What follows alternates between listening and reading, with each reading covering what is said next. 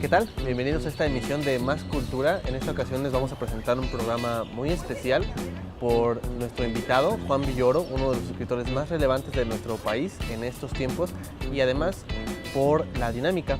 Para esta entrevista pedimos a través del Facebook de Más Cultura y también de una página que se llama Los Testigos de Villoro, que es, digamos, como la página del club de fans de Juan Villoro, que nos mandaran más o menos 25 preguntas para que nosotros le hiciéramos. Entonces, si se quedan con nosotros, podrán ver que yo le hago a Juan Villoro las preguntas que ustedes enviaron. Así que los invito a que vean la entrevista que nos regaló Juan Villoro.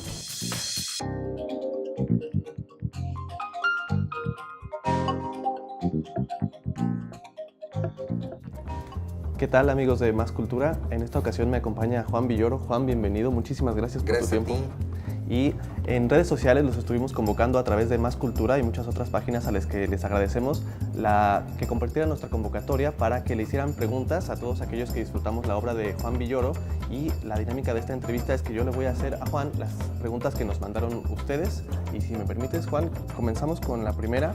Es de José Manuel y su pregunta es: ¿qué le dirías a los estudiantes de secundaria si te preguntaran por qué es valiosa la lectura de novelas o cuentos? Bueno, la literatura te da una expansión de lo que tú estás experimentando. O sea, la gente que no lee, pues tiene el mundo de los hechos, el mundo normal, donde actúa, donde sufre, donde goza, pero el que lee tiene ese mundo y aparte tiene otro. Entonces se te duplica la riqueza. Entonces todo lo que tú puedes experimentar, todo lo que tú puedes sentir, lo complementas a través de la lectura. Entonces yo creo que la lectura sirve para completar un mundo que de alguna manera es imperfecto, es un mundo que nos queda de ver, donde no siempre ocurren las cosas como queremos, pero esta compensación que nos da la literatura nos completa nuestra experiencia. Entonces uno se pregunta, bueno, ¿por qué prescindir de algo tan valioso? Yo creo que es casi masoquista no leer. Es como para no conformarse con la realidad, ¿no? La siguiente pregunta es de José Emilio Pacheco, ese es su nombre en Facebook, y dice: es sabida la admiración que tienes hacia Monsiváis y su trabajo. ¿Nos podrías contar acerca de la relación que tuviste con él? Bueno, Monsiváis fue un gran promotor cultural. No solamente fue un gran escritor, le dirigió un suplemento cultural, era muy exigente. Al principio no fue fácil el acercamiento a Monsiváis porque él tenía un grupo bastante cerrado en los años 70 del siglo pasado. Era una persona muy cáustica, muy crítica, que sabía perfectamente lo que ocurría en México y de alguna manera se postulaba como el gran árbitro entre lo culto y lo popular. O sea, por ejemplo, si el director de Bellas Artes tenía dudas de si alguna figura de la cultura popular merecía ser velada en Bellas Artes cuando moría, le hablaba por teléfono a Monsiváis, le preguntaba: ¿merece esta persona este homenaje? Y Monsiváis era el tribunal de una sola gente que decía sí o no. Entonces tenía este valor, digámoslo así, de árbitro, y con el tiempo se fue dando una muy buena amistad. Viajamos juntos muchas veces, nos presentamos en muchísimos lugares, me dio muchos consejos, me regañó muchísimo. Era un poco como un entrenador, ¿no? A él no le gustaban los deportes, yo jugué mucho fútbol, pero como esos entrenadores que te están corrigiendo, te están regañando, te están desafiando, pero en el fondo todo eso es por tu propio bien. Entonces yo aprendí muchísimo con él y desde luego siento que nos hace mucha falta hoy en día. Tendría este año 80 años Monsiváis, o sea que podría estar entre nosotros y era un testigo omnipresente de nuestro acontecer. Entonces lo echo mucho de menos. Nuestra siguiente pregunta es de Francisco Valencia y dice: ¿cuál aforismo y de quién ha sido el más contundente e importante para usted? Así. Bueno, ya que hablamos de la lectura, pensaría en uno que yo traduje de Lichtenberg, este autor alemán del siglo XVIII. Tuve la suerte de poder hacer la primera traducción amplia al español para el Fondo de Cultura Económica, y Lichtenberg dijo respecto a la lectura: un libro es como un espejo, si un mono se asoma a él, no puede ver reflejado a un apóstol. Es decir, que nosotros al asomarnos a un libro vemos reflejados lo que llevamos dentro. La siguiente es de Leonardo Gutiérrez Arellano y dice: gracias a complementar la lectura de El Testigo con Los Culpables, entendí tu noción de posesión por pérdida. ¿Qué sabes que fue tuyo, Juan, porque lo perdiste a voluntad? Bueno, hay muchas cosas que nos importan precisamente porque desaparecen. Pensemos tan solo en nuestra propia infancia, ¿no? Todos estamos condenados a dejar de ser niños. Entonces es algo que nosotros podemos recuperar parcialmente a través del juego, a través del arte, ¿no? Baudelaire decía, tenemos de genios lo que conservamos de niños, ¿no? Los grandes artistas mantienen esta flama infantil dentro de sí mismos. Entonces ese es quizá el mayor capital que todos nosotros tenemos. Lo más importante en la vida ocurre antes de los 12 años y eso es algo que nosotros ya no podemos recuperar, pero podemos volver a soñar con eso, o por ejemplo los que escribimos para niños, tratar de situarnos una vez más en ese momento en que los héroes son posibles, en que la balanza del mundo entre el bien y el mal se puede dirimir en una historia y tratar de recuperar esa infancia perdida. Gracias. Nuestra siguiente pregunta es de Mónica Camacho. Ella quiere saber, ¿qué opinas de la frecuencia con la que te comparan con Jorge Ibargüengoitia y piensas que esta comparación es justa? Bueno, sería muy vanidoso decir que es justo, porque Ibargüengoitia fue un gran maestro. Yo lo leía cuando él publicaba en el periódico Excelsior. Mi madre, por ejemplo, que es una mujer muy, muy intensa en sus emociones, no siempre está muy contenta, y cuando leía Ibargüengoitia se ponía feliz. Entonces yo decía, este escritor tiene un efecto milagroso, curativo, maravilloso, y realmente admiro mucho a Ibargüengoitia, he escrito sobre él, y pues no me puedo comparar con su sentido del humor. Hay una diferencia notable en el sentido de que Ibargüengoitia siempre tiene comicidad. O sea, es un autor que difícilmente, salvo quizá en su libro Las Muertas, lo ves como un autor severo o que toque temas desgarrados, ¿no? En cambio, yo a veces tengo una tendencia más humorística, como en mi libro Hay vida en la tierra, por ejemplo, que trata de seguir el ejemplo de Ibargüengoitia, pero también tengo historias tristes, historias de amor, como Llamadas de Ámsterdam o la novela El Testigo. Entonces, digamos que yo combino distintas facetas y, bueno, siempre que alguien me compara con Ibargüengoitia, pues solamente puedo estar agradecido. Nuestra siguiente pregunta es de Marilyn Aguilar Leal. Dice, el libro Salvaje es el primer libro de más de 200 páginas que termino. No quería que se acabara. Mi pregunta es, ¿qué libro recomiendas para leer después del libro Salvaje? Y hay que mencionar que ella tiene 8 años. Ándale. Bueno, pues yo leería la historia interminable de Mijael Ende, que tiene también que ver con estas historias que no acaban nunca, y es un libro pues también de más de 200 páginas, y yo creo que valdría la pena que continuara por ahí. Siguiendo con el libro Salvaje, Ana Valderrama pregunta, Juan y Carmen en el libro Salvaje fortifican su relación como hermanos. Una de las tesis de este jovial relato es que leer es un acto íntimo, pero a la vez es un acto que crea comunidad. ¿Cómo le hacemos como país para leer más en comuna? Vaya, para ser más como hermanos. Bueno, yo creo que eso es muy importante. Necesitamos en este país que tiene tantísimos problemas, tanta violencia, tanta desconfianza, tantas agresiones, vemos tanto odio que circula no solo en las redes sociales, sino en la vida diaria, pues necesitamos crear lazos de comunidad, y yo creo que la lectura es extraordinaria para esto, porque yo no conozco una persona que lea un libro por gusto y que esté verdaderamente apasionado con este texto y que diga, uy, qué maravilla, este texto solo es para mí, que nadie se entere y yo lo quiero tener para mí solo. Eso realmente me parece absurdo. Cuando uno disfruta una experiencia artística, lo primero que piensa es, se lo voy a recomendar a tal persona, esto le va a encantar a mi prima o le va a gustar mucho a mi mejor amigo. Uno necesita socializar, compartir esa experiencia, y así se van creando cofradías. Entonces yo conozco clubes de lectores, porque son el club de Rayuela de Julio Cortázar, o el club de La Invención de Morel de Bioy Casares, el club de Pedro Páramo de Juan Rulfo, que se han unido en torno a un libro. Un libro es como una fogata, esas antiguas caravanas que atravesaban el desierto y se reunían en la noche a contar historias en torno a una fogata, y eso es lo que puede representar un libro, ¿no? El fuego que nos une. Nuestra última pregunta, el libro Salvaje, es de Mónica Luna, y ella dice, dejé a mis alumnos leer el libro Salvaje. Ahora a una de ellas se le mueven los libros de la biblioteca. ¿Qué sientes como escritor al saber que dejas huellas tan especiales en los jóvenes? No, pues para mí es una gran satisfacción, sobre todo porque yo creo que el cometido más alto de la literatura, al menos esa es mi opinión, no consiste en escribir para el que ya ha leído muchísimo y ya domine el universo de los libros, sino que mi lector ideal, siempre lo he dicho, es aquel que nunca ha leído un libro por gusto y de repente descubre que se trata de un objeto mágico, que se trata de una forma del placer y decide asociar por primera vez, pero también para siempre, ese ejercicio con su propia vida. Entonces, convertir a alguien a la lectura, acercarlo a los libros, no solo los míos, sino que a través de un libro mío puedan disfrutar otros, pues yo creo que es lo mejor que podemos hacer. Entonces, es una gran satisfacción que pues me hace sentir justificado, sobre todo porque siento que este libro los va a llevar a otros, que ya no son textos míos. Ahora vamos a la de Rafael Sebastián Romero Cantero.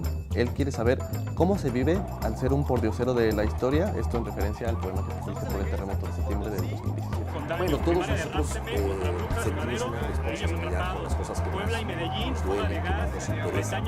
Entonces, cuando tú haces una fiesta en tu propia casa, pues no te queda más remedio que recoger el tiradero, ¿no? Entonces todos se la pasaron de manera increíble, pero pues al día siguiente tienes que lavar los platos, tienes que hacerte cargo de la dicha propia y la dicha ajena. Eso en algo positivo, pero en algo negativo, como una catástrofe, un terremoto, un naufragio, pues hay que también recuperar las cosas que todavía pueden ser recuperadas y arreglar las cosas, hacerte cargo de tu propia basura. Yo creo que ese es el mayor grado de identidad.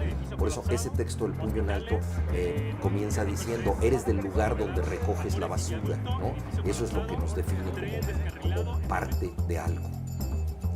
Ahora vamos con la penúltima pregunta, es de Marlene Gutiérrez. Ella está haciendo su tesis de maestría sobre tu obra. Ella dice, en concreto, ¿a qué se refiere con que América Latina sea visto como un parque temático por los extranjeros? ¿Y de qué manera cree que eso ha influido en nuestra propia identidad? Bueno, la visión europea de América Latina ha sido una visión construida de acuerdo a sus propias necesidades. Entonces los europeos han sentido con mucha frecuencia que necesitan una reserva del atraso, una reserva natural en donde, por ejemplo, haya plantas como las del Amazonas, ¿no? Ellos ya destruyeron sus propios bosques y ya destruyeron su naturaleza en aras del progreso y ahora le piden al tercer mundo que conserve los grandes pulmones del planeta. Esto respecto a la naturaleza, pero también respecto a las costumbres. Muchas veces en Europa y Estados Unidos hay una gran sed de exotismo, o sea, quieren que nosotros seamos pintorescos para favorecer su visión turística que tienen del tercer mundo. Entonces, cuando un escritor, digamos, sueco escribe una novela, nosotros como mexicanos pues no le pedimos que sea deliberadamente sueco en la novela y no nos preocupa que de pronto parezca medio finlandés o un poco noruego o incluso holandés, es decir, no buscamos esta sed de color local, este apetito por el pintoresquismo que suelen tener los lectores europeos. En cambio, alguien escribe desde México o desde Argentina y entonces piden que haya aztecas o que haya gauchos o que haya comida picante o que haya unos bifes y churrascos. Entonces se le pide una autorreferencia cultural al escritor latinoamericano. Por supuesto que no todos los lectores europeos son de ese tipo, pero yo creo que hay que romper ese prejuicio. O sea, se puede ser moderno y ser latinoamericano y se puede escribir de lo que uno quiera. No sé, a lo mejor un escritor chileno escribe un cuento de una persona que está encerrada en un elevador. Eso podría ocurrir en cualquier lugar del mundo y un chileno tiene tanto derecho a escribir eso como alguien de Hong Kong o alguien de París, ¿no? Entonces yo creo que hay que romper esos prejuicios y durante mucho tiempo América Latina ha sido este parque temático del atraso. Por eso escribí también la novela Recife, que es una novela que reflexiona sobre esto. Es una novela sobre el llamado posturismo y en qué medida, por ejemplo, puede haber un hotel que ofrezca proyectos, programas recreativos que tengan que ver con lo que los extranjeros esperan de México. Por ejemplo, a veces algún extranjero me ha dicho, oye, fui a México y pues lo que más me decepcionó es que no me pasó nada raro. O sea, esperaban que lo secuestraran, que lo golpearan, que conociera una guerrilla, que le ofrecieran drogas raras, ¿no? Que se enfermara con la revancha de Moctezuma y no le pasó nada raro, ¿no? Entonces, este hotel, que se llama La Pirámide en mi novela Recife, garantiza que te pasen cosas raras, ¿no? Claro, todas más o menos controladas. Es un parque temático y eso proviene de aquel ensayo que está en mi libro efectos personales. Fue la primera reflexión y luego se me ocurrió hacer una novela al respecto. Nuestra última pregunta es también de Marlene Gutiérrez y ella dice: ¿consideras que el terremoto del 85 cambió a la sociedad mexicana de aquel entonces y consideras que habrá transformaciones después del sismo del año pasado, a lo mejor a mediano o largo plazo? Sí, yo creo que el terremoto del 85 fue muy importante porque la Ciudad de México encontró un rostro civil ajeno al gobierno. El gobierno fue totalmente omiso, tenían miedo de que México perdiera prestigio internacional en vísperas del Mundial de Fútbol, al enfrentar una catástrofe mayúscula. Entonces no había redes sociales, esto no se podía conocer como hoy en día. Entonces el presidente Miguel de la Madrid dijo: no necesitamos ayuda, pospuso el apoyo a la gente y la gente rebasó las iniciativas del gobierno. Poco tiempo después se inauguró el Mundial de Fútbol en el Estadio Azteca. Yo estaba presente aquel día y esa inauguración fue un auténtico referéndum para la presidencia y fue totalmente negativo. Mientras inauguraba con su discurso Miguel de la Madrid el Mundial de Fútbol, se llevó una rechifla impresionante. Es decir, fue un momento en donde la sociedad civil dijo basta. Y quizá ahí surgió algo que podríamos llamar el partido del temblor. O sea, no era un partido con una ideología definida, pero a partir de entonces el PRI perdió ya todas las elecciones en la Ciudad de México. No había elecciones para jefe de gobierno, pero empezó a perder las elecciones locales, digamos, lo que se votaba para presidente, y luego cuando ya hubo elecciones para jefe de gobierno en 1997, pues ya no pudo ganar. Entonces sí se construyó una sociedad diferente y yo espero que después del terremoto del 2017 pueda pasar algo similar. No sabemos a dónde va a conducir esta solidaridad, pero creo que hay un gran hartazgo de los partidos políticos, hay un gran hartazgo de la política en curso y ojalá podamos encontrar comunidades de resistencia surgidas de la solidaridad del terremoto del 2017. Pues ya se acabaron las preguntas. Muchas gracias a ustedes por enviarlas y muchas gracias a ti, Juan, por tu tiempo para responderlas. Quédense con nosotros en Más Cultura.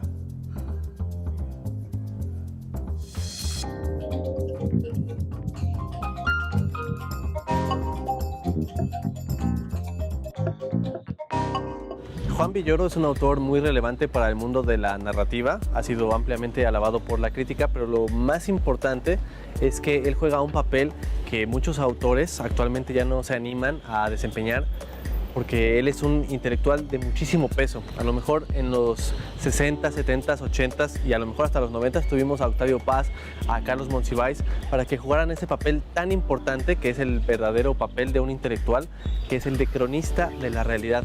Mientras que Juan Villoro es un excelente cuentista y novelista, también podemos leer mucho acerca de su opinión de qué es lo que está ocurriendo en el país respecto a los temas a lo mejor más de la cultura popular, como el Necaxa, el Barcelona, a lo mejor el mundo del cine, pero también con las elecciones, con algunos actos políticos, con qué ocurre en la libertad de expresión en nuestro país.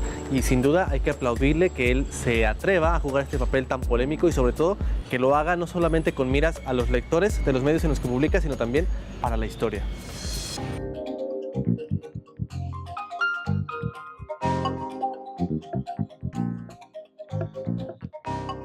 En nuestro país no hay muchos escritores que gocen del prestigio que tiene Juan Villoro.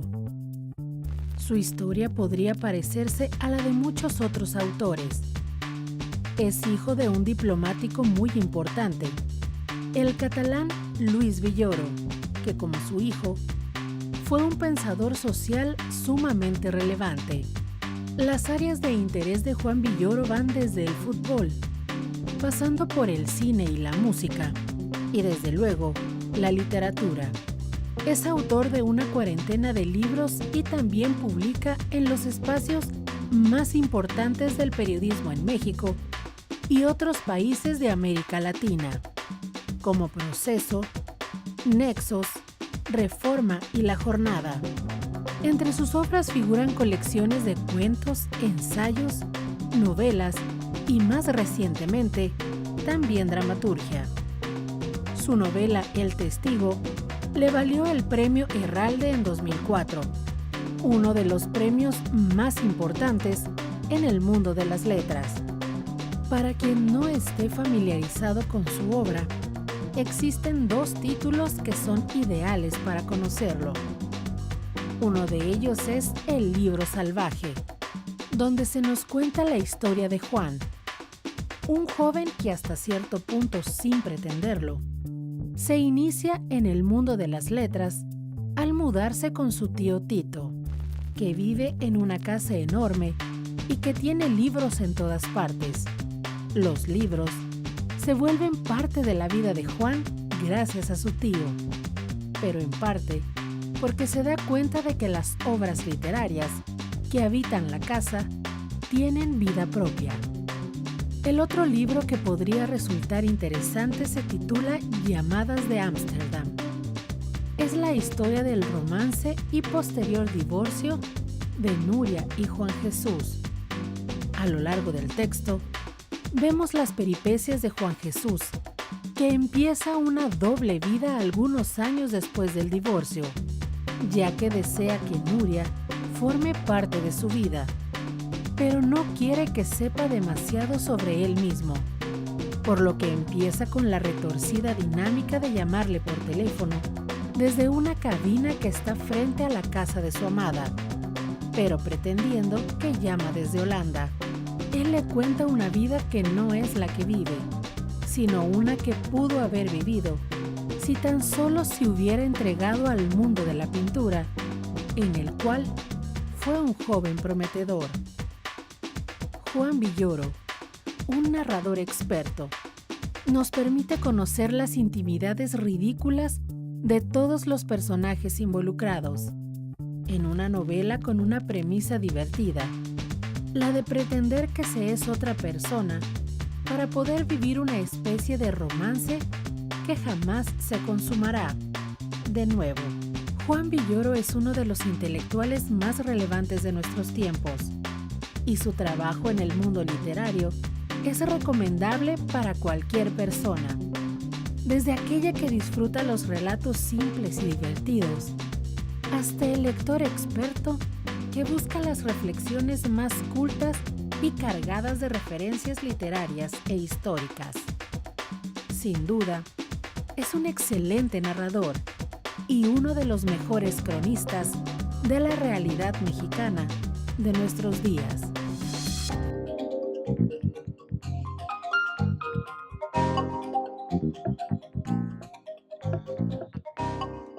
Ya llegamos al final de este programa en el que a través de Juan Villoro hemos tenido la oportunidad de conocer a otros autores que han sido muy relevantes, que de alguna manera podríamos decir que cumplen con un papel parecido como intelectuales. Ellos son Jorge Ibargüengoitia y Carlos Monsiváis. Yo les recomiendo que se hagan de una opinión al respecto, porque esta labor de cronista, de intelectual que dialoga en función de lo que cree que necesita escuchar la población, ya sea con otro intelectual o con alguna idea en particular. Y ustedes pueden checar, por ejemplo, de Carlos Monsiváis, está en editorial Era, Los días de guardar, y de Jorge Ibargüengoitia, que me parece que también está en editorial Era. Hay muchos textos que son recopilaciones de textos que él escribía para algunos periódicos, y en ellos hablaba de la realidad mexicana que a él le tocó vivir, pues a lo mejor en los 70s y a lo largo de los 80s. Son textos muy importantes, les recomiendo que los chequen para hacerse una idea de cuál es la escuela y la tradición de Juan Villoro. Esto fue Más Cultura, nos vemos la próxima.